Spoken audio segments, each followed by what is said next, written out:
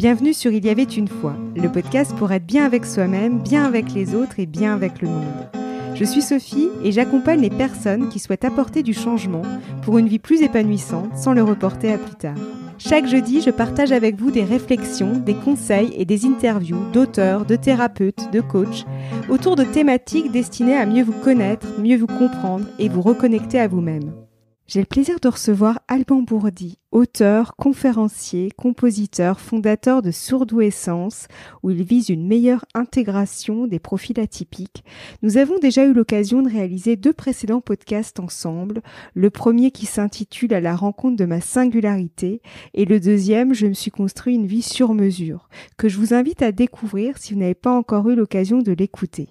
À l'occasion de la Journée mondiale de la sensibilité qui a lieu chaque année le 13 janvier, j'avais envie d'aborder avec lui la sortie de son nouvel ouvrage « Itinéraire d'un haut potentiel sensible, accepter sa différence pour en faire une force » paru aux éditions Le Duc. Bonjour Alban et merci d'être avec nous et d'avoir accepté mon invitation. Bonjour Sophie, merci de m'avoir invité. Alors dans ton nouvel ouvrage, tu retraces ton itinéraire de la petite enfance en passant par l'adolescence jusqu'à l'âge adulte avec tous les apprentissages que tu as pu en tirer. Alors déjà, j'ai été vraiment touchée par plusieurs de tes confidences où tu te livres vraiment à cœur ouvert. Et cet ouvrage, en fait, m'a semblé être une sorte de bilan avant l'ouverture d'un nouveau pan de vie. En tout cas, c'est comme ça que moi je l'ai ressenti. Et justement, je voulais savoir pourquoi était-ce important pour toi de relater le chemin que tu as pu parcourir jusque-là. J'allais dire à l'aube, j'irais même plus loin, à l'aube de tes 40 ans. Mais je me permets de le faire parce qu'on a le même âge.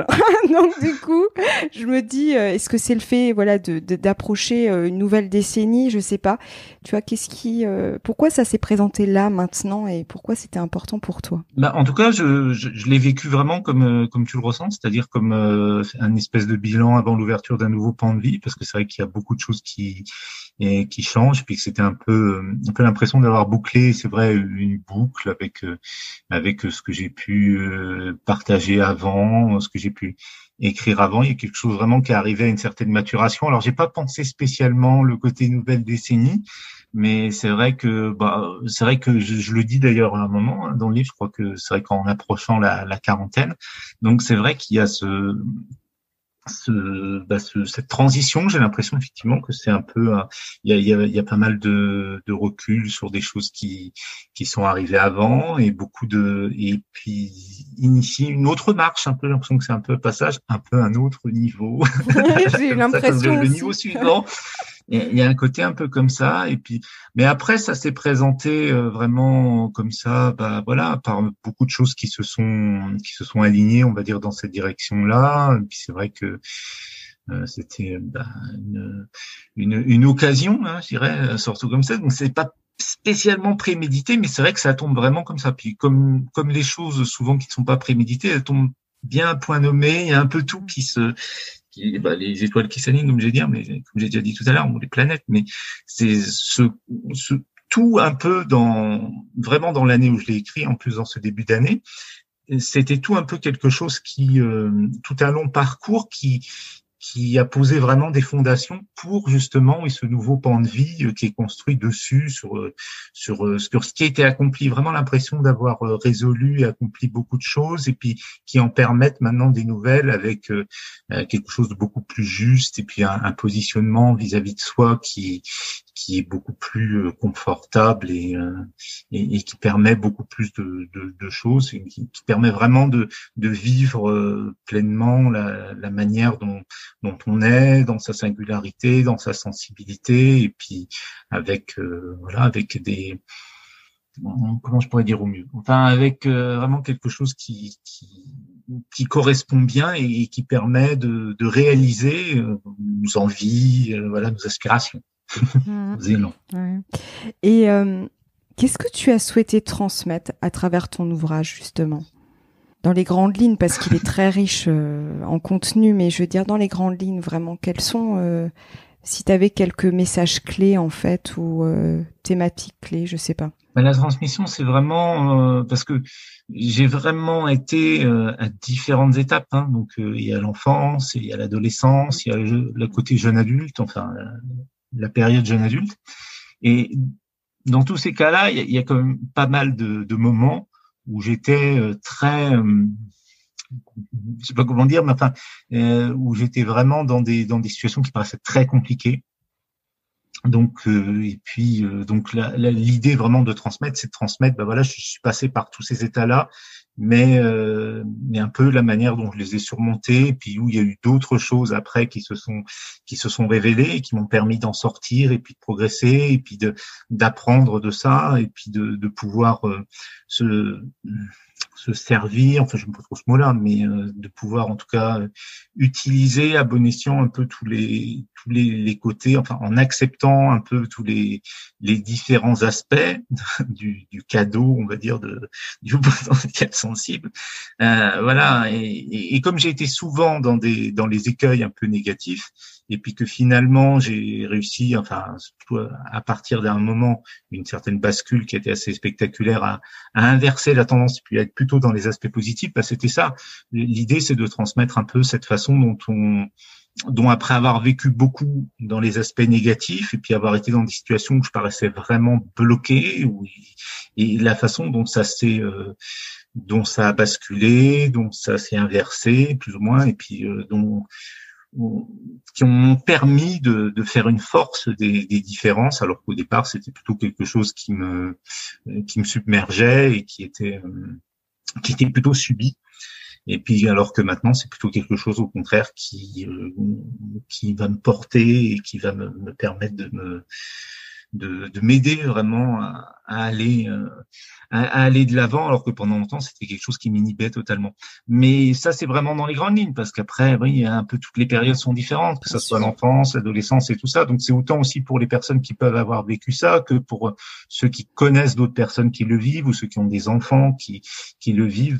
Puis surtout, enfin, dans les grandes lignes, ce que j'aime bien, c'est transmettre surtout qu'il y a toujours de l'espoir, que les choses peuvent toujours changer, parce que c'est vraiment ce que j'aurais aimé entendre quand j'étais enfant ou adolescent ou jeune adulte, où on a l'impression d'être complètement enlisé dans quelque chose, et puis d'avoir un fonctionnement qui est incompréhensible, ou qui est mal perçu, ou qui paraît en inadéquation avec la société, avec le monde, et puis qu'en fait non, c'est une situation qui crée ça. Un mélange de facteurs, mais c'est pas ça en soi, c'est pas la réalité. Comme on dit souvent, on souffre pas d'être au potentiel ou d'être hypersensible. On peut souffrir de l'inadéquation ou de l'inadaptation du cadre dans lequel on est avec cette sensibilité ou avec ce haut potentiel. Et c'est vrai que je rebondis juste sur un point, parce que ça me fait penser à ça. Quand j'ai lu ton ouvrage, donc tu as ce côté très intime où tu rentres vraiment, on rentre vraiment dans ton intimité. Et en fait, après, tu clôt les chapitres en donnant des conseils, mais c'est un peu comme si c'était un ami qui te prenait, j'allais dire, par le bras, j'allais dire, enfin, c'est l'image qui me vient. Et qui te donne en fait quelques conseils en fait pour dire voilà les conseils que je peux te donner suite à tel ou tel apprentissage que j'ai pu tirer sur mon parcours. Et du coup, c'est vraiment, je trouve que il y a un bon équilibre en fait qui est fait entre le côté très intime et finalement qui t'appartient, qui est ton propre vécu, et ce côté où tu t'es extrait en quelque sorte de ton propre vécu pour distiller des conseils vis-à-vis de ton lecteur en fait. Et ça, j'ai trouvé ça très très très sympa. Oui, c'était quelque chose d'inédit, parce que c'est vrai que soit j'écrivais des témoignages ou des romans, ou soit c'était des livres plus pratiques, comme celui d'avant par exemple, qui était écrit avec Saverio notamment, et on avait un petit peu ce mélange, donc cet équilibre entre alterner chaque épisode comme ça, chaque témoignage avec j'avais un peu de mal à me dire que c'était des conseils au début. Bon, enfin, c'est bien sûr le reçoit un peu comme ça, mais au début c'est pas vraiment, enfin, c'est un peu partager ce que je pouvais en ressentir, ce que je pouvais en partager, voilà, la manière dont les enseignements, c'est ça que j'en tire et donc que je peux transmettre. Bon, après, oui, c'est vrai que si c'est un conseil comme ça, en prenant par le bras, comme tu dis, ça me va très bien. Après, c'est vrai qu'au début, je me disais, c'est plus au début, je me disais, non, mais je vais pas vraiment conseiller. En tout cas, je vais faire à ma façon. C'est-à-dire, je vais plus se dire, bah voilà, ce que j'en retire, ce qui a pu m'aider d'en retirer, et puis je vais le partager. C'était plus dans cette notion-là c'est-à-dire, c'est vraiment, mais comme tu dis, par le bras, c'est très bien parce que c'est horizontal, c'est pas, moi, j'ai réussi, je vais te conseiller parce que c'est surtout ce que je voulais surtout pas. Donc voilà. Ouais, et je l'ai pas du tout ressenti comme ça. Et justement, je me suis dit à travers ton témoignage et tu en as un petit peu parlé, j'ai ressenti vraiment cette volonté que tu avais de mettre en avant sans filtre l'ombre et la lumière. En tout cas, c'est ce qui me venait comme mot, l'ombre et la lumière d'un profil haut potentiel à sensibilité élevée. Et justement, la question que je voulais te poser, selon toi, en quoi le fait de mieux se connaître peut permettre de mieux s'accepter? Parce qu'en fait, en réalité, c'est ce qu'on voit dans ton parcours. Plus tu avances dans ton chemin, plus en fait, tu acceptes aussi au fur et à mesure. C'est ça aussi qui te permet de grandir aussi et de justement de sortir de ces phases sombres. Et justement, moi, c'est vraiment l'image qui me vient dans ton cheminement, dans ton itinéraire. Ça se bascule, comme tu dis, ça cette bascule qui se passe. Et on le voit vraiment. C'est très bien décrit dans ton témoignage. L'acceptation, c'est sûr, c'est vraiment le mot-clé, c'est vraiment le processus clé que j'ai identifié tout au long. C'était vraiment ce qui me faisait totalement défaut jusqu'à à peu près l'année de mes 30 ans, même je veux dire jusqu'à l'année de mes 30 ans, même s'il y avait des périodes où c'était un petit peu mieux que d'autres. Mais il y avait vraiment pas d'acceptation de qui j'étais vraiment. Il y avait vouloir... c'est même pas vraiment, parce que c'était pas tellement, j'ai jamais été trop dans l'image ou tout ça, même quasiment pas du tout, mais il y avait quand même quelque chose, une volonté de contrôle, plus ou moins, même si encore une fois ça dépend des âges et des moments, hein, mais en tout cas de pas accepter vraiment qui j'étais, de se fixer des choses comme ça à faire, à être, ou et donc il y avait pas cette acceptation. Et c'est vrai que c'était vraiment le mot-clé, c'est ce qui a tout changé, hein, c'est ce qui a provoqué vraiment la bascule, une acceptation en profondeur parce que je pensais à un moment, enfin, avec l'année de mes 20 ans, parce que c'était un peu ça des années clés, hein, l'année de mes 20 ans puis l'année de mes 30 ans, là il y avait beaucoup plus d'acceptation de qui j'étais, mais il n'y avait pas vraiment d'acceptation il y avait quand même il n'y avait pas d'acceptation de ce qui arrivait, on va dire, de ce que j'éprouvais. C'est-à-dire, j'étais un petit peu beaucoup, ça fait bizarre de dire ça, mais beaucoup plus tranquille que dans l'adolescence où c'était vraiment très compliqué, puis il y avait zéro acceptation de qui j'étais ou de ce que je faisais. Il y avait vraiment vouloir coller à une image quasiment parfaite et puis qui fait énormément de choses et qui trouve toujours un moyen de progresser, de tout contrôler, et donc finalement qui forcément qui s'écroule.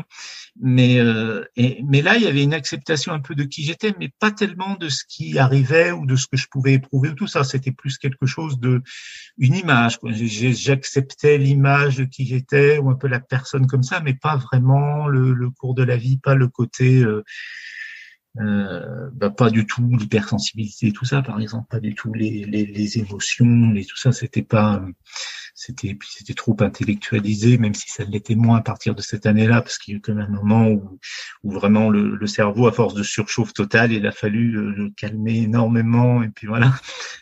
J'ai eu la chance de pouvoir vivre à la montagne dans une atmosphère très calme pour repérer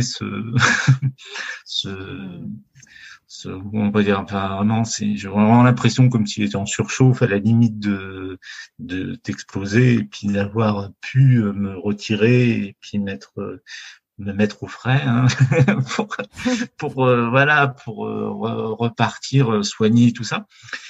Et donc l'acceptation, c'est vraiment le mot clé. Et puis oui, je pense que pour s'accepter, il faut se connaître. J'aime bien effectivement l'aube de la quarantaine, comme tu disais. Enfin, j'ai l'impression que c'est un moment où on arrive à mieux se connaître. Bon, il y en a sans doute qui y arrivent mieux avant aussi, hein, c'est pas forcément. Mais en tout cas, dans mon chemin, c'est vrai que c'est vraiment comme ça. Et c'est pour ça aussi, hein, parce que je réponds aussi à la question d'avant un peu du coup aussi. C'est ce livre, c'est vrai qu'il arrive à un moment où effectivement, à ce point de mon parcours, de mon itinéraire, cette connaissance de moi que je pense que j'aurais pas pu avoir il y a 10 ans. La connaissance aussi bien de mon fonctionnement que le recul sur ce qui m'est arrivé. Et c'est vrai qu'il y a un moment donné, là vraiment, donc je sais pas si c'est pour tout le monde comme ça, mais c'est vrai que cet âge-là permet, j'ai l'impression vraiment, à un moment donné où on arrive à mieux se connaître. Rétrospectivement, je me dis toujours, oui, mais pourquoi j'ai pas fait ça? Pourquoi j'ai pas compris avant tout ça quand j'avais 20 ans ou 25 ans ou ça? C'est vrai que je me dis, mais j'avais pas cette connaissance. Alors après, sans doute, que effectivement, je sais pas, je pense qu'il faut d'abord commencer à s'accepter avant de bien se connaître, parce que tant qu'on s'accepte pas, on peut pas vraiment non plus se connaître. Je pense qu'on peut pas s'accepter si on se connaît pas, mais on peut pas se connaître si on s'accepte pas, parce que si on s'accepte pas, on peut pas se découvrir, donc on peut pas vraiment bien se connaître. Mais si on se connaît puis qu'on s'accepte pas, ben on peut pas vraiment être pleinement soi, donc ça va pas trop non plus nous aider. Donc je trouve que c'est très important et s'accepter et se connaître. Puis je pense que c'est un peu c'est très évolutif tout ça. Mais déjà quand on fait la démarche de s'accepter, ben on va se découvrir de plus en plus et donc se connaître de plus en plus. Et puis on va tellement à un moment donné se connaître, se comprendre, on va pouvoir s'accepter de façon plus large, plus totale, mais après je pense que c'est encore évolutif et puis ça on se connaît toujours de plus en plus et donc on s'accepte de plus en plus au fur et à mesure qu'on se connaît, mais c'est vraiment le déclic, je trouve vraiment, surtout quand je regarde au niveau de l'enfance, au niveau de l'adolescence, vraiment des périodes où j'étais vraiment pas bien du tout, je me dis toujours si vraiment j'avais ne serait-ce que commencé cette étincelle-là ou cette façon de voir les choses-là, qui était d'accepter, ça aurait beaucoup changé les choses parce que physiquement, déjà, il y avait une tension très forte que rien que s'il y avait eu vraiment ne serait-ce qu'une volonté d'accepter, la tension serait descendue et j'aurais pu être une personne qui tenait comme ça et qui était dans une espèce de chose qui confinait à la folie après parce qu'il y a beaucoup de choses, hein, peu de sommeil et puis toujours une cogitation permanente et toujours aller chercher plus loin donc jusqu'à l'épuisement. J'aurais juste rebondi sur quelque chose par rapport à ce que tu dis. Comment t'as fait? Parce que tu vois, j'ai entendu dans ce que t'as pu partager avec nous, il y avait cette notion de contrôle. Et justement, comment tu as fait pour, basculer de l'état de contrôle, donc contrôle aussi synonyme du côté de ne pas accepter, en tout cas. C'est comme ça que j'ai entendu dans tes propos. Et je me dis, comment tu as fait pour justement accepter? Tu vas te dire à un moment donné, je lâche en quelque sorte et j'accepte ce qui est. Tu vois, comment t'as fait? Et je pense que c'est ça aussi qui fait qu'il y a une bascule, en fait, dans ta vie. Je pense, oui. Tu me diras ce que tu en penses. On retrouve un peu les deux étapes, c'est-à-dire celle de l'année de mes 20 ans où là c'est 19 ans plutôt, mais c'est vrai que 20 ans on fait plutôt le repère, mais c'est pas vraiment l'année de mes 20 ans, c'est avant. Et donc là il y a vraiment le côté où c'est comme le physique qui lâche. Enfin, c'est comme si le physique reprend plutôt le dessus sur le cerveau, mais le cerveau est obligé de lâcher parce qu'il y a des circonstances qui font que je pense que c'est une soupape de sécurité, un mécanisme de survie de l'organisme à ce moment-là qui coupe le cerveau parce que sinon il va mettre la machine en l'air totalement. Donc il y a une soupape de sécurité, il y a un mécanisme de survie qui court-circuite un peu le cerveau et qui l'empêche de surchauffer jusqu'à la destruction, quoi.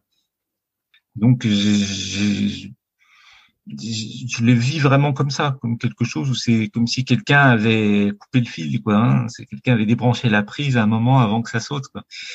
Et puis mais après tout n'est pas résolu comme ça. Peut-être parce qu'il n'y a pas vraiment la conscientisation, que c'est un truc vraiment qui s'est un processus qui s'est accompli en état de danger avec une certaine extrême. Donc c'est pour ça que c'était pas vraiment résolu en profondeur.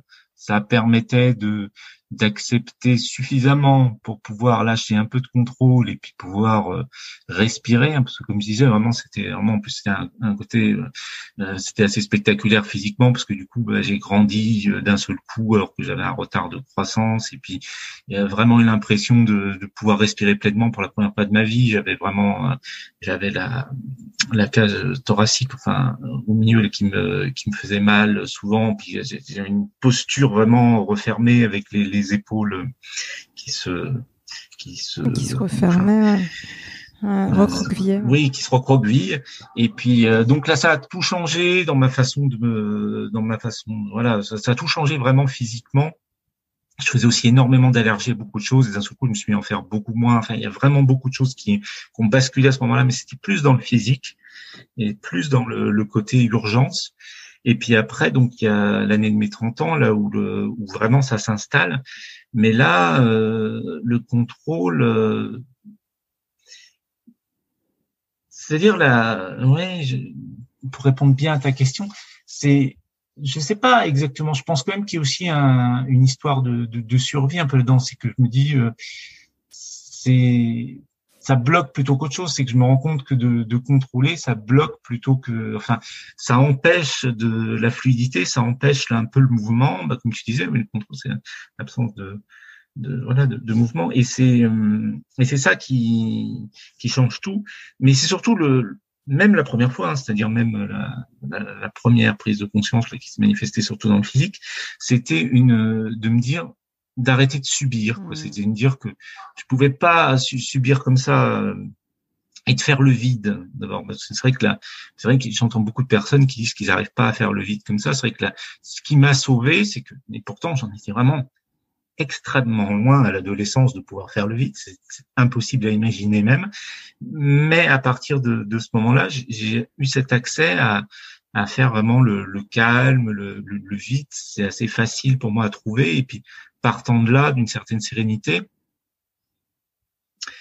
observer ou ressentir un peu ce qui se passe, et puis se dire bah non, c'est une certaine c'est ce côté de pas subir, et puis se dire c'est moi qui crée, ou la façon dont je le vis comme ça. Et puis donc c'est cet élan, écouter plutôt ce qui vient de l'intérieur, et non pas être, j'aime bien vraiment ressentir ça, le côté où, surtout en tant qu'hypersensible, on est beaucoup éponge, et donc on absorbe beaucoup de choses, on est beaucoup en réception, en récepteur. Et puis donc quand il y a des choses pas très sympathiques qu'on absorbe, on subit vraiment. Et donc le côté contrôle, alors déjà on est bien lesté par toutes sortes de choses comme ça. Si en plus on contrôle, on peut même pas évacuer ça. Donc au contraire, on le garde. Et le côté de s'ouvrir et de dire on subit plus, et puis donc on est plutôt dans une position d'émetteur où on va plutôt créer quelque chose. On va se dire non, je subis plus, je crée. On va faire quelque chose de tout ça, on va l'exprimer, même ce qui nous a fait mal et tout ça. On peut l'exprimer, on peut le relâcher, on peut mettre d'autres choses dessus, l'accompagner, se l'approprier, et non plus le subir comme quelque chose d'extérieur. Et donc repartir d'un mouvement de l'intérieur vers l'extérieur, c'est ça vraiment aussi qui a permis de. Mais c'est beaucoup la confiance aussi, parce que je pense que c'est vrai que le maître mot, c'est la confiance, parce qu'aussi bien pour s'accepter que pour lâcher le contrôle, que pour s'ouvrir et puis pour partir, exprimer ce qu'on a à l'intérieur, exprimer à l'extérieur, faut trouver la confiance pour le faire. Et c'est vrai que c'était encore très difficile, parce que c'est pour ça que je témoigne beaucoup de mon parcours comme ça, c'est parce que c'est encore très difficile, parce que j'en étais très très loin aussi, encore là, aussi bien pas petite enfance, mais l'enfance après, l'adolescence et puis jeune adulte, j'avais aucune confiance en moi, puis aucune confiance un peu en la vie comme ça. J'avais toujours peur de beaucoup de choses. Et puis c'est vrai que j'ai trouvé cette confiance-là, donc avec cette bascule-là. Donc est-ce que d'accepter déjà qu'il y a amené une confiance, mais est-ce que c'est parce qu'il y avait eu la confiance qu'il y a l'acceptation? Mais j'ai l'impression de mettre beaucoup, c'est toujours un peu bizarre, mais c'est vrai que j'ai toujours vécu un peu comme ça, c'est-à-dire de mettre beaucoup un peu testé sur ma façon de réagir ou mon fonctionnement et tout ça, et puis un peu au début avec un regard un peu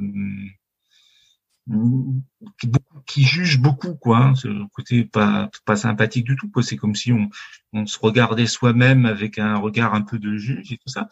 Mais un truc qui au départ met dans un fonctionnement plutôt négatif, il y est arrivé un moment où d'avoir eu un peu ce fonctionnement-là, ça m'a permis de lâcher parce que je me dis, bon, d'accord, je me teste, je me juge comme ça depuis un certain moment, mais au final, le bilan, enfin l'évaluation un peu de tout ça, c'est que c'est bon, hein, de ce que tu as testé, jugé comme ça, et donc je me suis quasiment servi de ce truc qui peut être assez saboteur comme ça pour dire mais je peux me faire confiance parce que même en ayant eu ça pendant des années, le verdict c'est plutôt que je peux me faire confiance.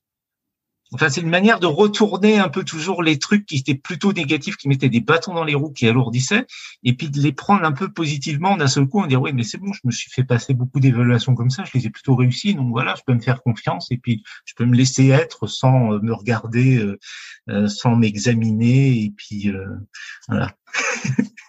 Mais en fait, tu vois, l'image qui me vient, je me dis, c'est comme si tu avais ton juge intérieur et tu avais un regard un peu au-dessus de ce juge intérieur qui arrivait à regarder objectivement, tu vois, ce qui pouvait se passer. Tu vois, j'ai l'observation. C'est comme si tu avais en fait déporté un petit peu ton regard en train de dire non mais attends, en fait, il y a quoi de positif dans tout ça finalement?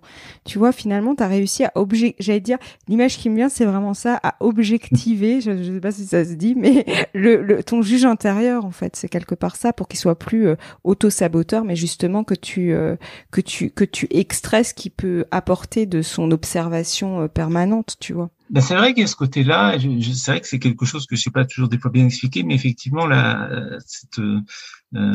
arriver à observer ou à faire quelque chose, oui, oui, c'est-à-dire déjà c'est un peu bizarre, oui, effectivement, de se juger soi-même, c'est déjà se mettre un peu à l'extérieur et puis s'observer soi, mais arriver effectivement à ne pas non plus s'identifier ou rester dans ce truc-là avec ce juge qui est au-dessus et puis effectivement d'aller encore au-dessus puis dire oui, ok, C'est bon, ça.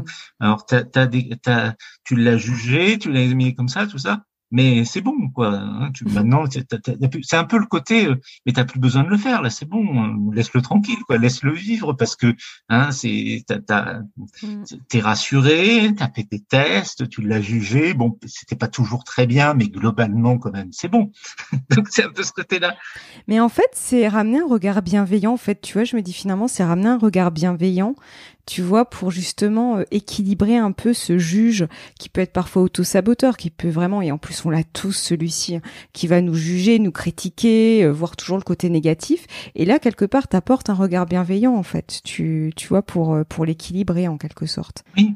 Puis, ce qui est important, c'est de ni rentrer en conflit avec lui, ni de lui donner le pouvoir d'avoir le C'est dernier ça. mot ou d'être soi, quoi. C'est-à-dire, Mais tu vois l'image qui me vient, je me dis finalement, en fait, le fait de t'accepter et de lâcher tout doucement, en fait, quelque part, tu as commencé à t'aimer aussi, parce que finalement, pour apporter un regard bienveillant, c'est à un moment donné sans être égocentrique ou quoi que ce soit, c'est pas la question, mais tu vois, finalement, t'as apporté, en fait, aussi, tu t'es apporté de l'amour à toi-même, finalement. ah bah oui, mais je pense que oui, je pense que oui, l'acceptation, c'est vrai qu'on a parlé d'accepter, de se comprendre, de se connaître, mais je pense que s'il y a pas effectivement d'amour là-dedans, ça va être difficile, je pense. Enfin, moi j'ai toujours l'impression que c'est très difficile à connaître quelque chose si on l'aime pas, parce que C'est si ça. on n'aime pas quelque chose, on peut toujours enfin, je pense qu'on va passer à côté, même si on étudie entre guillemets quelque chose pour le connaître ou le comprendre, mais qu'il n'y a pas du tout d'amour, on va passer à côté de choses et puis on va pas bien le connaître ou bien le comprendre ou bien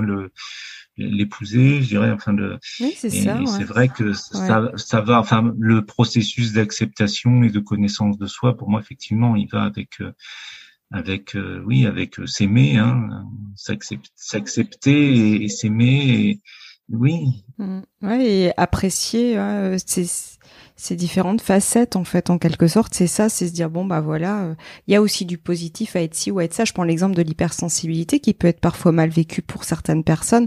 J'en profite comme c'est la journée mondiale de la sensibilité, mais c'est vrai que, par exemple, c'est aussi apporter, j'allais dire, de l'amour, en quelque sorte, à cette hypersensibilité qu'on peut avoir pour dire bon effectivement j'ai un côté éponge, j'ai un côté je le vis mal, je suis submergée par mes émotions, etc. Mais voilà, elle fait partie de moi, je l'aime aussi. Enfin, tu vois, c'est un peu ça qui me vient. Je me dis finalement, c'est apporter de l'amour à toutes ces petites facettes qu'on peut avoir. Il y a l'hypersensibilité, il y a d'autres choses. Et en fait, dire ben oui, en fait finalement, ça fait partie de moi, donc de toute façon, il faut que je vive avec. Donc soit je subis et je vais contre, et du coup, de toute façon, en plus, elle va s'accentuer encore plus parce que comme tu le vis mal, du coup, elle va être encore plus présente. Et au contraire, quand tu fais la paix avec elle, tu vois, j'ai vraiment cette image de paix en fait, parce que c'est ce que tu montres quand tu dis que t'as calmé finalement j'allais dire ton cerveau, manière de parler, mais tu vois, l'esprit t'a mis le calme à l'intérieur de toi. Finalement, c'est aussi une paix, c'est arrêter de lutter et dire à un moment donné, je vais arrêter d'aller à contre-courant. Et en fait, ça fait partie de moi, c'est là et j'accepte en fait. Tu vois, il y a cette image. Enfin, c'est un peu ce qui me revient un petit peu par rapport à ce que t'as pu nous dire. Mais plus on se connaît, mieux on sait s'aimer aussi. Donc c'est en ça où vraiment. Enfin après, c'est un cercle vertueux, hein, donc d'acceptation, d'amour, de compréhension, de connaissance. Et oui, après en plus, oui, il y a la paix. En plus, les parties de soi qu'on a du mal à accepter ou à aimer souvent. Comme on a du mal à accepter ou aimer, elles vont être de plus en plus, enfin, elles vont se manifester d'une manière de plus en plus désagréable parce qu'elles sont refusées, refoulées, et ça va, et effectivement, réapprendre à les accepter et à les aimer un peu, j'allais dire un peu les soigner par rapport à si on les a pas écoutés pendant des années, refoulés, refusés et tout ça. C'est vrai qu'il y a beaucoup d'amour à remettre dans toutes ces parties de soi et dans toutes ces choses qui ce que je dis, enfin ce que j'ai déjà dit, je sais plus si c'est dans ce livre-là ou ailleurs, c'est que quand on reconstitue, enfin toutes ces parties de soi, elles nous disent quelque chose et elles sont jamais contre soi. Même cette espèce de juge intérieur qu'on a qui nous donne quelque chose, c'est qu'il a il peut avoir des hautes attentes, ou c'est qu'il y a quelque chose qui peut être trop ou qui est pas bien harmonisé. Mais c'est pas quelque chose qui est même le saboteur. Au départ, c'est pas quelque chose qui est contre nous. C'est quelque chose qui est plutôt pour faire avancer tout ça. Après, ça peut s'enrayer et puis donc rentrer dans un mécanisme où ça va devenir vraiment quelque chose qui va jouer contre nous. Mais au départ, l'intention, elle est jamais, elle est jamais. Il y a pas en nous une partie qui est en soi au départ, en tout cas, contre nous. Donc il y a toujours une manière de réapprivoiser et de refaire effectivement la paix, l'harmonie avec toutes ces parties de nous. Refaire vraiment l'harmonie, les rassurer, parce que souvent c'est la peur qui nous amène à ça, qui nous amène à cette espèce de juge ou de saboteur ou tout ça qui s'exprime en nous. Il a peur, et puis plus il a peur, et puis en plus plus on rentre après dans le conflit comme ça avec lui, le conflit générant le conflit, vous parlez des luttes et tout ça, on n'en finit jamais. Puis ça devient une situation qui paraît insoluble et puis qui paraît très conflictuelle et puis même violente et puis un truc qui est très mal. Alors qu'effectivement, je pense qu'on peut toujours tout pacifier en ayant, et puis que ça peut se faire beaucoup plus rapidement et simplement que souvent on le croit, parce que effectivement, si on arrive à retourner un peu à l'essence de tout ça, un peu à l'origine, faire un peu le vide et la paix comme ça, on va reprendre les choses, prendre un peu de hauteur par rapport à ce qu'il dit, parce qu'on a une espèce d'outil, on pourrait appeler ça, ce qui nous fait le juge ou le saboteur. Et puis effectivement, de la manière dont notre évolution et puis l'utilisation qu'on en a eu, il va devenir très dangereux, mais en soi au départ il l'était pas. Donc retrouver l'essence de comment il était à la base, et ne plus être dans la réaction par rapport à ce qu'il est maintenant. C'est toujours cette importance de comme tu disais, un peu de prendre un peu de regarder les choses d'un peu plus haut, de s'extraire, de comprendre qu'on n'est pas enfin, moi j'ai vraiment toujours ce truc là de dire qu'il y a comment on pourrait dire ça au mieux, que le truc qu'on subit ou on subit pas, c'est que on est toujours créateur. Enfin, il y a toujours quelque chose qu'on peut créer ou qu'on peut voir différemment. Enfin, on a toujours cette possibilité de réinventer un peu quelque chose ou tout ça. Et si vraiment on est comme dans une impasse et qu'on a quelque chose comme ça qui nous fait face d'une certaine façon, c'est pas rentrer dans le conflit, mais c'est changer aussi les choses en soi, changer son point de vue, changer la façon dont on accepte, dont on accueille ou dont on voit les choses. Et enfin, ce que j'ai expérimenté surtout, c'est que en changeant soi, on change énormément autour, très vite. Ça fait vraiment comme une baguette magique. C'est vraiment, on change son regard sur soi, on change sa façon d'être à l'intérieur, et ça change complètement la situation autour très rapidement, d'une manière qui, si on regarde que la situation extérieure, ça paraît incompréhensible comment les choses ont pu changer comme ça du tout au tout. Mais c'est vraiment son état intérieur à soi et sa façon de vivre les choses à soi qui conditionne, qui attire, enfin qui change la donne de l'extérieur. Complètement. Et tu vois, le mot qui me vient, c'est la désidentification. Parce que je me dis, au final, on a tendance à s'identifier à ce qui nous pose problème. Et du coup, ça devient énorme, comme une tache d'encre qui prend énormément de place. Et au final, je me dis, quand tu te désidentifies de ça aussi, ça permet justement aussi de ramener un peu d'objectivité dans tout ça, tu vois. Et c'est peut-être ça aussi qui aide dans cette évolution, justement, à prendre du recul et à, comme tu dis, à un moment donné, à te sentir mieux avec toi-même. Et donc, comme tu te sens mieux avec toi, bah forcément, ça se ressent dans ton environnement, avec tes proches, dans tout, en fait, finalement. Oui. Dans ton rapport aux autres et à l'autre et au monde, quoi. Et la désidentification, je trouve importante aussi par rapport aux situations, parce qu'on peut des fois s'identifier très fort à la personne qu'on est dans une situation. Tout à fait. Or, on est comme ça parce que la situation est telle quelle, mais ce n'est pas fondamentalement nous, c'est nous parce qu'il y a un contexte, une situation qui est comme ça, et pas s'identifier à ça et pas croire que la situation, on l'a subie forcément, tout ça. Enfin, donc arriver à se détacher et de la personne que cette situation ou ce contexte nous amène à être,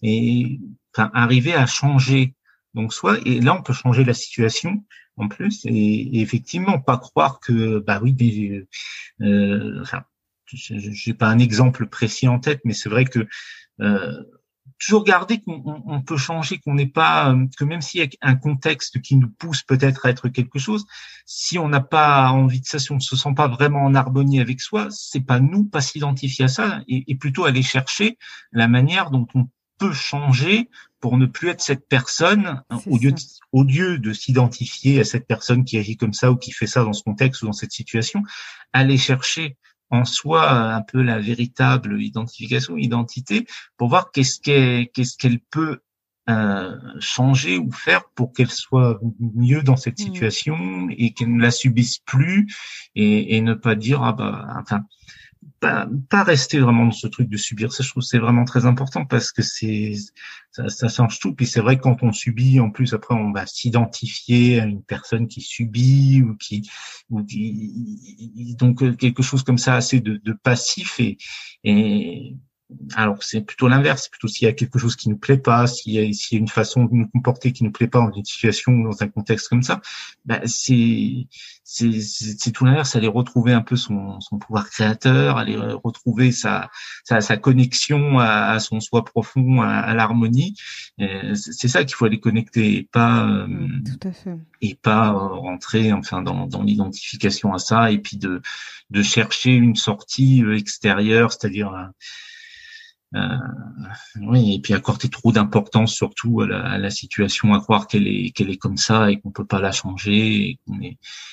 Ouais, j'ai toujours eu l'impression qu'on n'était jamais vraiment piégé par quelque chose. Bon, après il y a toutes sortes il y a des choses plus ou moins faciles à corriger. Alors des fois il y a des choses qui sont beaucoup plus faciles que ce qu'on croit. Des fois il y a des choses qui sont forcément plus délicates, mais je pense quand même qu'on peut toujours, on a toujours quelque chose qui peut changer la tendance. On peut toujours changer quelque chose. Et puis des fois, on a l'impression que c'est rien, juste un état d'être, et on va pas forcément voir tout de suite. En plus, on cherche des fois des résultats immédiats, alors que les résultats, ils viennent, mais sur un certain temps. C'est là où on trouve la patience aussi, une notion que je trouve aussi très importante dans le. Puis surtout le potentiel. Il faut aussi la tendance aussi. Il y a beaucoup son esprit part très vite, et puis donc il voudrait qu'il y ait des résultats qui soient à ce même tempo, qui a cette même vitesse. Voilà, il comprend les choses très vite. Il va très vite voir la finalité de certaines choses, donc il s'attend à avoir des résultats très vite qui vont avec il s'attend. Moi surtout en plus j'avais le cerveau qui allait très vite, donc je m'attendais à ce que la la matière, elles finissent par un moment suivre la vitesse du cerveau, quoi. Et je pensais que forcément, en plus, le cerveau, il allait entraîner là-dedans. Et non, enfin, c'est très difficile à comprendre ça pour moi. D'ailleurs, c'était pour ça que je voulais pas aller dormir, notamment quand j'étais jeune, parce que j'étais toujours, enfin, enfant, adolescent, parce que je voulais toujours que ce rythme-là, il prenne un peu le pouvoir sur les choses, puis qu'il y a, oh, bah voilà, ça va aller comme ça, comme ça, comme ça. Mais donc, quand on change quelque chose, des fois, pas se décourager. On n'a pas forcément le résultat tout de suite, mais ça ne veut pas dire que le résultat il n'est pas en cours d'installation et que les choses sont pas en train de s'installer. Et forcément, si on change quelque chose, il y a quelque chose qui va changer. Si on est positivement et on ressent cette chose-là, ce changement juste, harmonieux, il va forcément amener plus de justesse et d'harmonie. Mais ça va peut-être pas se faire tout de suite aussi vite qu'on le voudrait, et donc pas se décourager et continuer. C'est un peu une certaine persévérance et tout ça. Puis c'est vrai que j'ai l'impression que beaucoup dans le monde dans lequel on vit, on a tellement l'habitude de certaines choses qui se font un peu instantanément. On aimerait que les choses marchent très vite, et puis on se décourage un peu facilement. On dit oh mais non, mais ça marche pas. Et là on rechange encore autre chose. Mais en fait, on n'a jamais de résultat parce que on laisse pas le temps au résultat de venir, on rechange, et finalement, il y a jamais vraiment de résultat des changements. Donc voilà, la patience, c'est quelque chose de ça. C'est comment je pourrais dire ça au mieux. Je dirais que c'est étonnant de voir des fois les choses un peu miraculeuse qui arrive quand on arrive à bien attendre les choses, et puis on se dit que chaque moment, enfin une chose pour chaque moment, et puis on arrive à tenir un peu, c'est-à-dire quand on sait ce qu'on veut ou ce qu'on choisit ou ce qu'on change comme ça, quand on prend le temps d'attendre et tout ça, si on est vraiment aligné, si on sent vraiment la justesse comme ça au fond de nous, c'est assez incroyable tout ce que ça peut donner comme cadeau, quoi, hein. Plus je pense même que ce qu'on s'attend au départ. Ouais, mais tout à fait. Mais d'où l'importance de se reconnecter aussi à soi pour voir ce qui est juste. Et ça demande aussi de mettre du calme autour de soi. Parce que finalement, quand t'as trop le cerveau en ébullition, tu entends même pas, en fait. Tu sais même plus ce qui est juste ou pas juste pour toi parce que t'es déconnecté, en fait. Et c'est ça aussi la force d'avoir une sensibilité élevée, qu'on soit au potentiel ou pas. Cette sensibilité permet aussi de capter ce qui est, on a plus cette capacité de capter ce qui est juste ou pas juste parce qu'en fait, on a des ressentis beaucoup plus forts. Mais pour ça, faut laisser de la place. Ah, mais c'est un peu enfin, là, dans ce que tu dis, je vois vraiment les deux versants un peu aussi de l'hypersensibilité. C'est que d'un côté, en étant une sensibilité plus élevée, là, ça va être plus facile de ressentir de la justesse, ou même d'avoir l'intuition de ce qui est bien de faire, ou même peut-être plus d'élan. Enfin, il y a quelque chose comme ça qui est un beaucoup plus. Mais à la fois, le fait d'avoir des perceptions sensorielles beaucoup plus fortes va faire que ça soit beaucoup plus difficile de faire le calme nécessaire pour ressentir ça, parce qu'on va être assailli de toutes sortes de perceptions comme ça. Je pense à du bruit, mais ça peut être aussi du stress, mais bon, du bruit, des lumières fortes, des odeurs qui nous incommodent et tout ça, qui peuvent, voilà. Donc c'est un peu les deux. Ça, mais c'est comme le haut potentiel, si tu regardes, parce qu'il y a cette capacité en fait tu as le fait d'avoir le cerveau qui va très très vite, t'as les idées qui vont très vite, et d'une idée à une autre, finalement, tu vois celle qui est pertinente, celle qui ne l'est pas, j'allais dire, elle arrive aussi vite, tu la dégages, entre guillemets, permets-moi du terme, mais c'est un peu ça que je vois. Du coup, les gens autour de toi qui n'ont pas forcément le même tempo ne vont pas forcément comprendre, parce qu'ils vont se dire, mais attends, tu te disperses parce que tu viens de me dire ça, et maintenant tu me dis ça. Mais en fait, ton cerveau, il va tellement vite que tu te dis, oui, mais non, mais en fait, c'est pas une bonne idée, mais maintenant j'en ai une autre qui vient d'arriver, mais maintenant il y en a une autre. C'est un peu comme une autoroute qui va très très vite. Et tu vois, c'est exactement pareil. C'est qu'en fait, c'est une force aussi, ça, d'avoir cette capacité à aller très vite. Mais comme tu le disais aussi, c'est de trouver le bon tempo, parce qu'à un moment donné, il faut aussi ralentir pour faire le tri, tu vois, dans tout ça. Parce qu'en fait, c'est vraiment une autoroute qui va à 300 à l'heure. En tout cas, c'est comme ça que je la visualise. Et du coup, tu vois, c'est comme l'hypersensibilité. Tout est une question tu vois, d'équilibrage, en fait. Ce qui me vient, c'est ça. C'est ce côté à trouver un équilibre. intérieur. Alterner aussi, oui, un peu les postures. Je parlais tout à l'heure d'alterner entre une posture plus d'émission ou de réception. Et là, c'est un peu pareil. Enfin, je vois, par exemple, quand j'écris quelque chose sur un projet, tout ça, il y a des phases où je vais plutôt noter des trucs comme ça, puis je vais laisser partir sur toutes sortes d'idées comme ça à 300 à l'heure, puis noter juste des petites notes comme ça.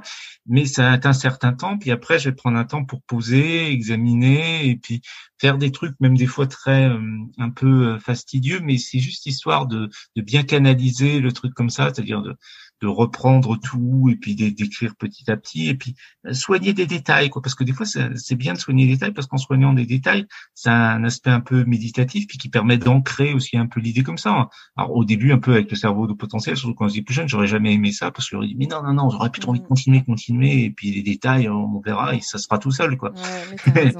Alors c'est bien d'alterner vraiment les.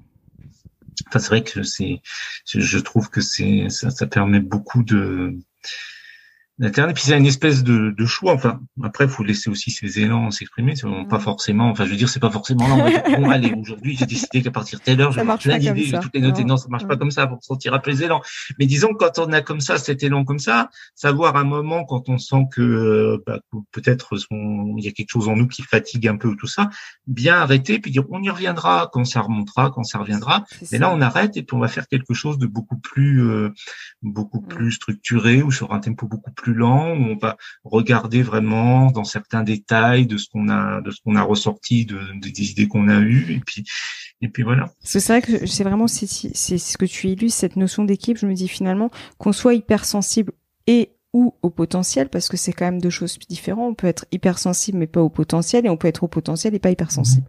Mais t'as vraiment cette notion en fait de tu vois, d'où l'importance de bien s'accepter. Enfin, c'est quelque chose, tu vois, que j'aimerais insister là-dessus, d'où l'importance de bien s'accepter, parce que justement c'est ça qui va te permettre de mettre du calme, de la paix à l'intérieur pour trouver cet équilibre, tu vois, et du coup en tirer tout le potentiel que ça peut t'apporter, que ce soit l'hypersensibilité ou le haut potentiel, d'ailleurs, tu vois, enfin. Mais c'est vraiment, enfin oui, quand je dis ça, c'est vrai que ça va avec l'acceptation, mais c'est vraiment aussi d'être rassuré, parce que si je regarde vraiment j'étais perclus de peur vraiment quand j'étais adolescent, c'était incroyable. Mais même quand j'avais comme ça plein d'idées, j'avais peur de pas bien m'en souvenir, ou que si je pensais à autre chose, ou si je faisais autre chose, j'allais les perdre. Enfin, il y avait tout le temps quelque chose qui était lié comme ça à la peur. Donc ça, c'est un peu le serpent qui se mord la queue, parce qu'on peut dire, comme il y avait des choses que j'acceptais pas chez moi, tout me faisait un peu peur, mais comme ça me faisait peur, je risquais pas de les accepter. Mais aussi, peur d'en faire, peur que ça soit trop, et à la fois peur que ça soit pas assez. Enfin, et toujours dans des peurs comme ça. C'est-à-dire, il y avait toujours quelque chose il y avait toujours comme ça qui générait peur et stress, et même des choses qui devraient être que positives, c'est-à-dire des élans comme ça, des projets et tout ça, peur de passer son tour, et puis que c'était tout de suite là qu'il fallait le faire, et puis qu'en fait il aurait fallu le faire là tout de suite, et puis que sinon ça allait passer. Enfin, il y avait toujours comme ça un motif de peur. Ouais. Ah, mais d'où l'intérêt, effectivement, d'où l'intérêt, c'est plus facile à dire qu'à faire, mais de retourner la balance, justement, parce que quand tu alimentes la peur, tu t'enlises et ça devient un cercle vicieux. Alors qu'au contraire, si tu renverses la balance et tu mets du positif, en fait, à un moment donné, tu vas justement alimenter, et c'est ce que tu as réussi à faire, ce cercle vertueux. Et tu vois, d'où, voilà, c'était ce qui me venait, mais bon, mais du coup, ça me fait venir par rapport à la surdouessance, parce que tu en parles justement de sa création, et au départ, c'était un salon avant de devenir une association.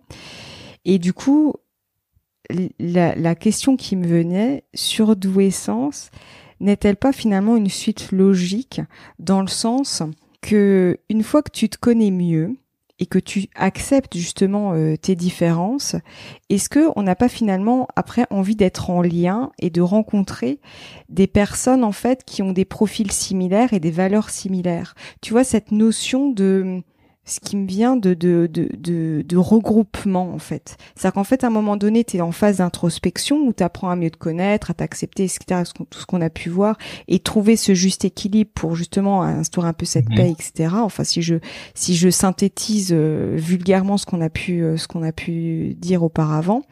Est-ce qu'après, il n'y a pas cet élan d'être en lien? Et c'est justement cette image de surdouessance. Ah bah oui, oui, vraiment de fédérer, d'échanger, de transmettre, de faire du lien, oui, un peu de toutes les façons, enfin j'ai envie de dire de toutes les façons possibles, c'est-à-dire de retrouver vraiment des personnes, de partager aussi de tout ça. C'est un peu une fois qu'on sait un peu ce qu'on j'allais dire une fois qu'on sait un peu ce qu'on a, bon, on va voir, je sais pas si c'est le plus heureux pour ça, mais c'est vrai qu'après, on se dit, puis une fois qu'on sait un peu ce qu'on a, et puis qu'on a confiance en,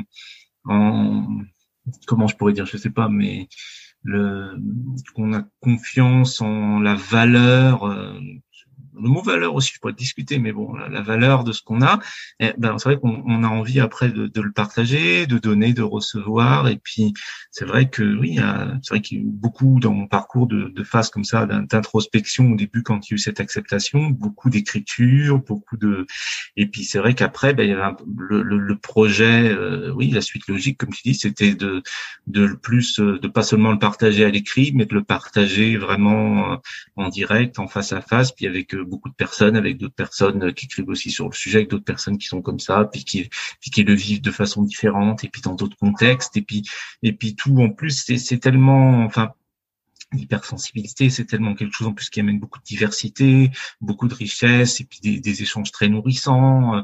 On a des partages profonds, c'est facile à faire, enfin, plus rapidement que dans d'autres contextes comme ça, quand on est vraiment entre hypersensibles.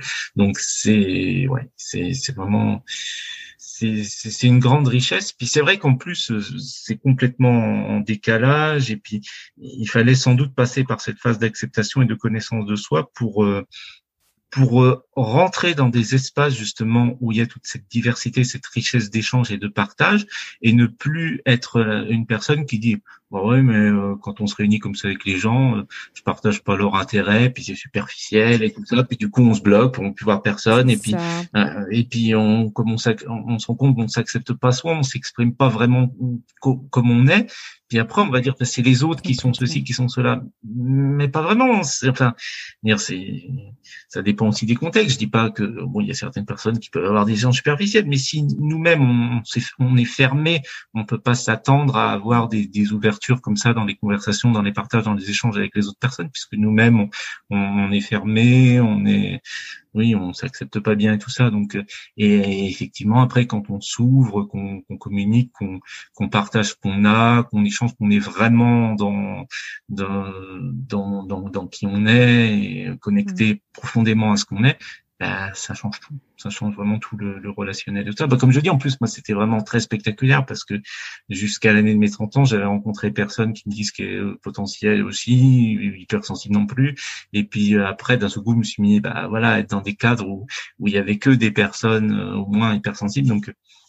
Donc ça changeait absolument tout le cadre, et puis c'est vrai que je trouve qu'il y a rien de mieux que toutes ces transmissions comme ça de personne à personne. J'aime bien l'écriture, et puis je l'ai beaucoup fait, mais c'est vrai que j'aime mieux maintenant échanger comme ça, ne serait-ce que par la voix, dans des espaces comme le tien ou tout ça. J'aime bien qu'il y ait quelque chose de vivant, de sensoriel en plus, quoi. Enfin, qu'il y ait une voix, un souffle, un partage, quelqu'un en face, et une prise un peu directe, je trouve que c'est encore plus riche que l'écriture, qui a un bon support, qui est aussi une bonne transmission, mais c'est vrai que c'est la suite logique de faire que ce soit pas que de l'écrit, mais que ce soit vraiment de l'oral, du vivant. Oui, c'est ça, c'est du vivant, c'est ce qui me venait.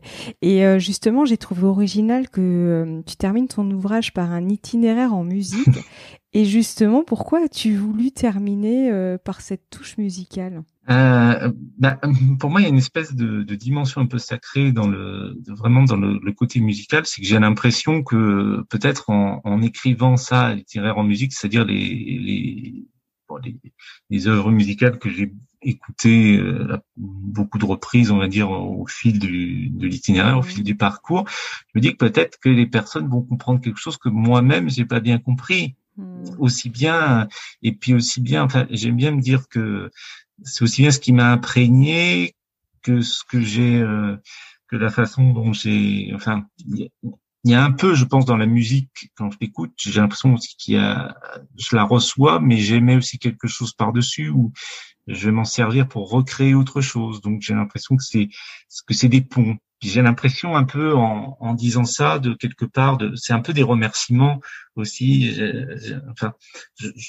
Parce qu'à la fin d'un livre, souvent, il va y avoir des remerciements. Mais pour moi, un peu cet itinéraire en musique, c'est une façon aussi un peu de remercier les personnes qui ont créé ces œuvres et tout ça, parce que il y a une espèce c'est des choses qui m'ont beaucoup aidé, surtout quand j'étais jeune, enfant et adolescent. Il y avait cet espace vraiment de la musique où pour moi il y avait une expression des émotions et tout ça que j'exprimais pas du tout dans mon quotidien et tout ça. Puis là, je les recevais et à la fois ça me permettait de mettre les miennes avec ces musiques, avec ces paroles et d'en recréer quelque chose, d'en restituer quelque chose. Donc c'était vraiment j'ai l'impression un matériau qui m'a nourri. Donc voilà, donc pour moi c'est très c'est une autre façon de lire le livre, rien que mais après oui, je sais pas vraiment comment les personnes vont le recevoir, mais je trouve ça vraiment très intéressant. Après ça dépend des personnes si elles connaissent les œuvres ou si elles ont la curiosité d'aller écouter celles qu'elles connaissent pas, mais pour moi vraiment c'est comme si ça racontait, mais à un niveau plus haut que je prétends pas comprendre, parce que là, les mots, forcément, c'est ce que j'exprime avec des mots pour décrire cet itinéraire, c'est quand même dans un espace que je connais, on va dire les mots forcément, puis les mots, je connais bien l'espace des mots, l'espace de l'écriture, donc ça, c'est ce que j'ai digéré un peu et ce que je conscientise. Et puis là, c'est une porte ouverte, un peu cet itinéraire en musique sur quelque chose qui est un peu transcendant. Je trouve que la musique, vraiment, c'est un peu l'espace transcendant, un peu.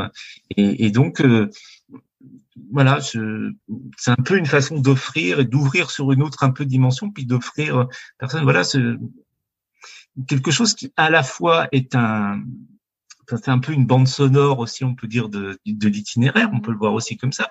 Donc, ça un peu dessine un contexte. Et puis, à la fois, voilà, je pense qu'il y a cette ouverture sur possibilité de comprendre certaines choses à un autre niveau, tout ça. Puis, part donc j'aime bien me dire qu'il y a quelque chose aussi qui reste un peu un mystère pour moi, mais que le lecteur pourra peut-être comprendre tout ça. Donc, voilà, pour moi, c'est vraiment très important. Enfin, c'est beaucoup de valeur, en tout cas pour moi, d'avoir pu finir sur cette itinéraire en musique. Oui, et puis ça me fait rebondir sur deux choses, sur déjà le côté très intime, parce que de nouveau, là, tu nous ouvres la porte à ton intimité, parce que finalement, tu vois, la musique, il y a quand même quelque chose d'assez intime, parce que et il y a autre chose qui me vient, il y a le côté émotionnel. En fait, une musique va te transmettre une émotion, quelle qu'elle soit. Ça peut être plein de choses, en fait. Ça peut être de la tristesse, ça peut être au contraire un élan, quelque chose d'hyper positif. Tu vois, enfin, une musique peut tellement te changer ton état émotionnel, mais dans les deux côtés, positif ou négatif. À supposer d'ailleurs qu'une émotion soit positive ou négative, je pense qu'une émotion reste une émotion finalement. Mais tu vois, donc c'est un écart de langage. Mais du coup, je me dis finalement, quand tu nous partages justement cet itinéraire, moi, il y a le côté émotionnel aussi, ce vivant en fait que tu dis. C'est quelque part peut-être que tu n'as pas pu transmettre par ta plume, tu le transmets par la musique. Tu vois, justement, quand tu parlais de la voix, finalement, c'est ça aussi. Tu vois, il y a ce côté vivant. Oui. Enfin, c'est ce qui me vient. Oui, en tout cas, c'est comme ça que je l'ai ressenti. Après, je te donne mon retour de lectrice. C'est vrai qu'en plus, enfin, moi, je suis vraiment très très sensible à la musique. C'est sûr quand il y a on va prendre un film par exemple, la musique pour moi est très très très importante dans le film. Alors surtout de la façon émotionnelle dont j'ai vu les choses, effectivement, c'est tout de suite. Il peut y avoir des films des fois où je rentre pas vraiment dans l'émotion, ou que je regarde un peu sans trop m'impliquer émotionnellement. Puis à un moment, il va y avoir une musique avec des images et là, d'un seul coup, vraiment, le film va me saisir où il m'avait pas saisi avant cette musique-là. Donc, c'est vrai que la musique amène vraiment. Et puis, c'est vrai que dans mon parcours, surtout quand j'étais, surtout à l'adolescence, pour moi, mon ouverture sur le monde, c'était vraiment dans cette musique parce que j'avais du mal à communiquer avec les autres personnes, et à communiquer des émotions encore plus. Puis il y avait cet espace de musique où ça me rattachait, même à un moment où le monde me semblait vraiment incompréhensible. Ma porte d'entrée dans celui-là et mon lien avec lui, c'était vraiment ces chansons, ces musiques que j'écoutais. Parce que là, je me sentais connecté, je sentais des choses qui correspondaient à ce que je ressentais. Donc, il y avait vraiment ce lien. C'est vrai que le lien avec les autres, le lien avec la vie, avec le monde, comme ça, à un moment donné, les phases les plus difficiles de mon adolescence, vraiment ce lien, c'était vraiment dans ces musiques aussi. C'est vraiment là où ça prend vraiment beaucoup d'importance. Puis toutes ces émotions où je refoulais, ou dont j'avais peur, ou que je n'exprimais pas, c'est vrai que ces émotions, elles existaient elles existaient dans ces musiques. Oui, en plus quand ou de chanter avec ces chansons, tout ça, de prendre ces paroles comme ça, voilà, c'était vraiment un lien, effectivement, avec du vivant, avec quelque chose qui me connectait. C'était une connexion avec le monde que j'avais pas trop sinon dans mon quotidien. Enfin, je pense surtout à les années de lycée où vraiment j'étais vraiment où il y avait très peu sinon de connexion avec le monde. Il y avait beaucoup de cogitation d'un côté, et à la fois de trop de cogitation et trop d'émotions en plus pas acceptées pour me permettre une vraie connexion avec les autres sinon. Et pour clôturer notre échange, quel serait ton mot de la fin, et notamment à l'occasion de cette journée mondiale de la sensibilité? Cette journée donc a initié Saverio il y a quelques années. Je trouve que c'est moi je disais c'est une grande fête, c'est un peu comme je sais pas, Noël, les hypersensibles, c'est en hiver en plus aussi. Puis j'y suis très, en plus cette année ça tombe un jeudi 13, je suis né un jeudi 13, bon voilà. Ça va encore plus, je vais me dire, il y a encore plus un clin d'œil comme ça avec ça. Mais bon, je veux dire, ça pourrait être tous les jours de l'année, hein, la fête des hypersensibles. On pourrait dire que c'est pour Noël, mais je trouve vraiment que c'est magnifique qu'il y ait quand même une journée par rapport aussi au fait que ça soit reconnu. Enfin, je sais que l'année dernière il y a quand même pas mal de médias qui m'ont contacté à ce sujet-là, donc je pense qu'on en parle de plus en plus. Puis plus on parle de la sensibilité élevée, de l'hypersensibilité, mieux c'est, parce que même si des fois il y a des écueils, ou même si des fois il y a des stéréotypes, ou il y a des choses pas toujours positives qui sont véhiculées, moi je pense que quand même plus c'est nourri, plus on en parle, et plus, même si au début il y a peut-être des choses qui vont pas dans le bon sens, tout ça, il y a quand même un mouvement qui font que plus on en parle, plus ça ira dans le bon sens. Je suis assez positif quand même là-dessus. Je me dis, bon, à court terme comme ça, oui, il y a des trucs qui peuvent partir dans des choses qui sont pas très positives, mais ça suit quand même un mouvement qui, dans son ensemble, va vers quelque chose de positif. Et plus on en parle, donc, et plus plus c'est une bonne chose. Puis voilà, la journée de la sensibilité, c'est un moment de se réunir et de partager et d'être et de pouvoir je pense aux personnes qui ont du mal à l'accueillir ou à l'exprimer ou à le partager. Il y a des personnes qui n'osent pas dire, par exemple, qui sont hypersensibles, tout ça. Donc j'espère que cette journée, ça permet de mieux en parler, de mieux accepter, et puis de partager. C'est quelque chose de très fait dans un esprit très de fête. Et puis par rapport au livre, oui, en plus qui sort donc en plus ce jour-là, c'est j'ai un peu l'impression d'offrir un peu le livre par rapport à la journée de la sensibilité. Donc, qui une notion d'offre, mais surtout aussi, comme tu disais, beaucoup de parts, de parts très personnelles ou tout ça. Donc, un peu offrir pour nourrir un peu cet élan, voilà, s'offrir ce que je peux offrir de ma sensibilité ou de mon parcours. Et puis, cette journée, j'ai la chance normalement de pouvoir en plus la fêter dans certains endroits de manière en présentiel, en face à face, ce qu'on n'a pas eu du tout l'occasion de faire en 2021. Et donc, parce que c'est quand même mieux, même si je trouve que c'est quand même un outil formidable de pouvoir échanger comme ça par une présence visuelle et par la voix, surtout pour des personnes qui sont très loin et tout ça c'est quelque chose de très important, mais c'est encore mieux quand même quand on peut être dans la même pièce et puis se capter avec tous nos sens. Ouais, tout à fait, je suis d'accord avec toi. Très bien. En tout cas, j'étais ravie de réaliser cet échange avec toi et merci beaucoup pour tout ce que tu as pu nous partager. Merci à toi. J'étais ravi aussi de partager ce moment, d'être invité. Un grand merci pour votre écoute. Si cet épisode vous a plu, n'hésitez pas à laisser une note et un commentaire sur votre plateforme d'écoute préférée. Cela aide d'autres personnes à découvrir ce podcast. En plus, c'est toujours un plaisir pour moi de vous lire. Un très grand merci pour tous ceux qui prendront un peu de leur temps pour le faire. Je vous souhaite une très belle journée et vous donne rendez-vous la semaine prochaine pour un nouvel épisode. À bientôt.